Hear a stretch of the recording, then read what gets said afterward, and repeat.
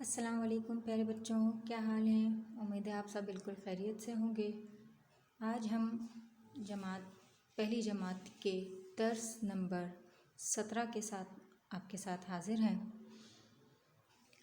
दर्स number 17 में हम अपना सबक नया शुरू करेंगे। सबक नंबर 6 हम आज उसकी पढ़ाई करेंगे, उसके बारे में समझेंगे, सुनेंगे कि इस सबक में हमें क्या बताया जा रहा है, क्या सिखाया जा रहा है। तो अपने सबक की पढ़ाई का आगाज़ करते हैं। सबक नंबर 6, गुफ्तगू के आदाब। गुफ्तगू मतलब बात करना किसी से, और आदाब किसी भी चीज़ के आदाब हमें आने चाहिए। तो आज हम गुफ्तगू के आदाब पढ़ेंगे, सुनेंगे, समझेंगे और सीखने की भी कोशिश करेंगे। ठीक है बच्चों, अब सबसे पहले हम इसके अहम अल्फाज पढ़ लेते हैं कि इसमें कौन से अहम अल्फाज जो है उन्होंने बताए हैं। कि पहला अल्फाज है पुरजोश, दूसरा बातचीत, नरमी, इंतज़ार, इशारा।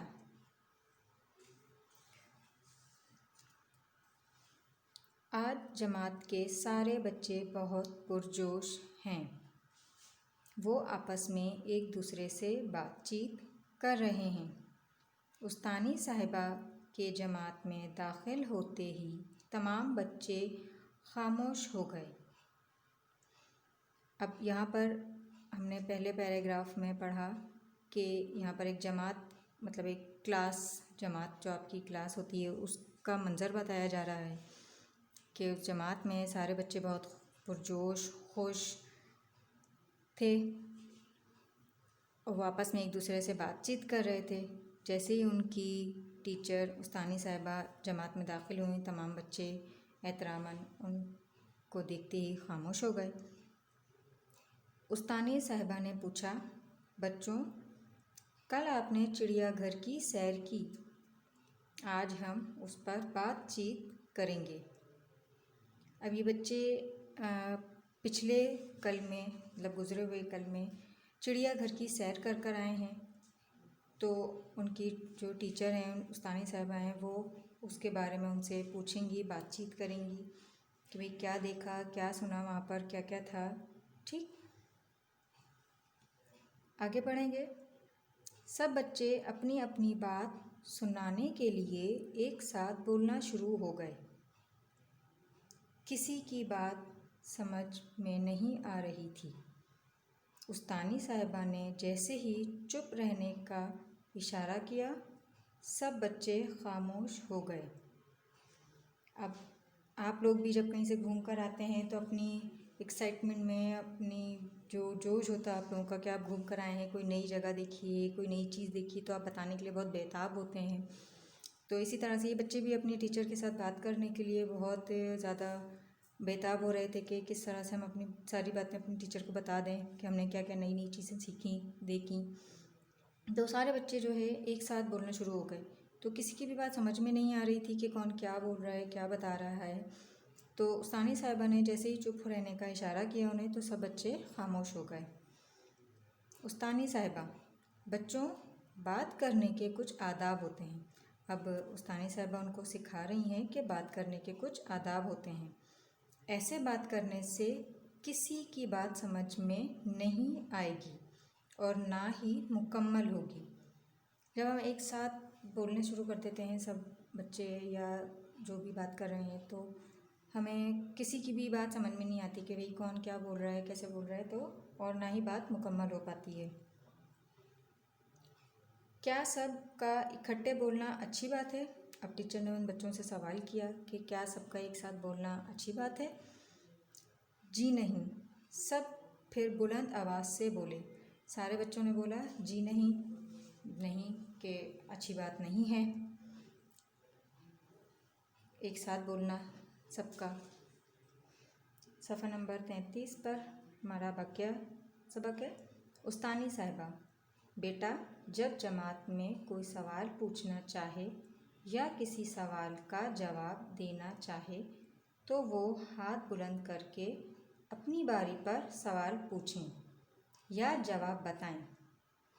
अब उनकी उस्तानी साहिबा ने बात करने का या जमात में बात करने का एक तरीका बताया कि अगर किसी को कोई सवाल पूछना है तो उसको या जवाब देना है। किसी से टीचर ने सवाल पूछा है, कोई जवाब देना है या सवाल किसी को पूछना है कुछ उस्तानी से, तो वो किस तरह से पूछा जाता है कि वो अपना हाथ बुलंद करे और अपनी बारी पर सवाल पूछे या जवाब बताए। जब टीचर उसको बोलें कि हाँ जी आप बताएं, तो इस तरह से आपने बताना है। गुफ्तगू के आदाब में बहुत सी बातें शामिल हैं, जैसे हमें हमेशा सच बोलना चाहिए। अब बच्चों, इसमें गुफ्तगू मतलब बातचीत करना, बात करना किसी से।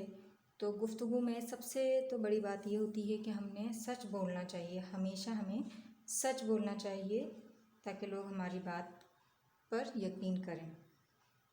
बात हमेशा आराम और नरमी से करनी चाहिए और हमेशा हमें आराम से, तहम्मुल से, नरमी से बात करनी चाहिए। दरमियानी आवाज़ में बोलना चाहिए, ना तो बहुत चीख कर और ना बहुत आहिस्ता बात करनी चाहिए कि किसी को सुनाई ही ना दे। अब आवाज़ हमारी दरमियानी होनी चाहिए कि ना हम ज़्यादा चीखें कि बहुत तेज़ बोलें तो कोई हमारी बात सुने ही नहीं, और ना ही हम बहुत आहिस्ता बात करें कि किसी को सुना ही ना दे हमारी बात कि हम क्या बोल रहे हैं।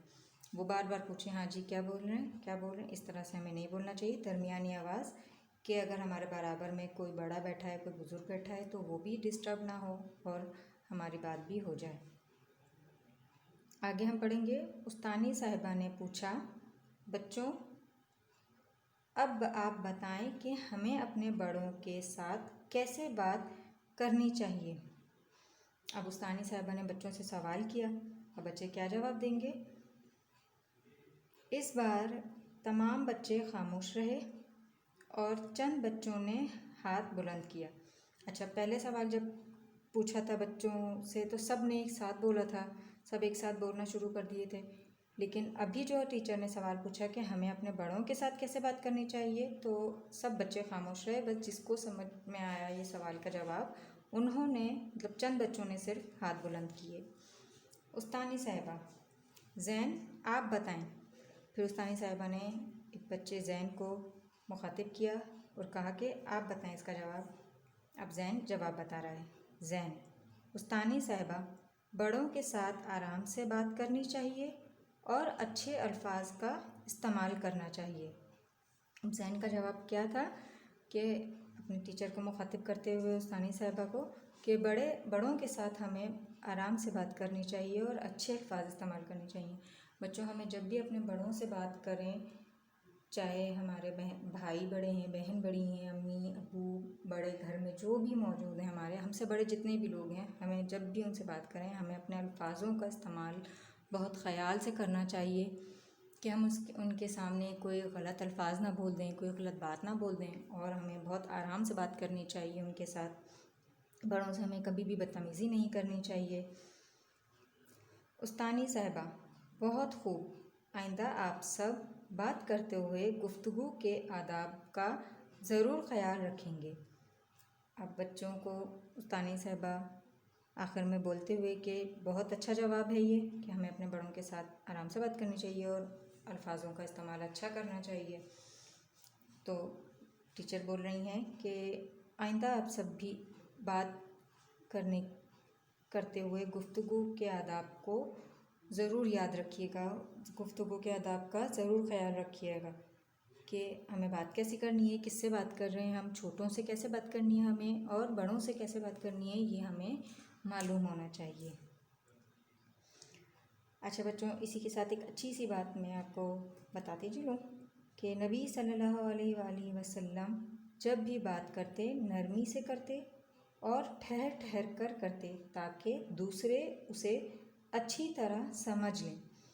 अच्छा बच्चों, हमें बहुत जल्दी जल्दी नहीं बोलना चाहिए और बहुत ना आराम आराम से कि हम एक अल्फाज बोलकर खामोश हो गए, फिर दूसरा अल्फाज बोला हमने, फिर खामोश हो गए। इस तरह से हमें बात नहीं करनी चाहिए। हमारे नबी पाक सल्लल्लाहु अलैहि वसल्लम हमेशा नरम लहजे में बात करते थे और आराम आराम से बात करते थे, ताकि दूसरे लोग अच्छी तरह से बात उनकी समझ सकें।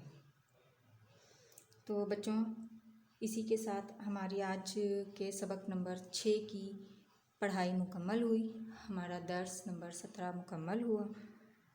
अगले सबक में दर्स में हम इस सबक के सवाल जवाब, अल्फाज मायने और बाकी मश्क मुकम्मल करेंगे। उम्मीद है आपको समझ में आया होगा। आप घर में दोबारा पढ़िएगा इसको और अपना ख्याल रखिएगा। अल्लाह हाफ़िज़।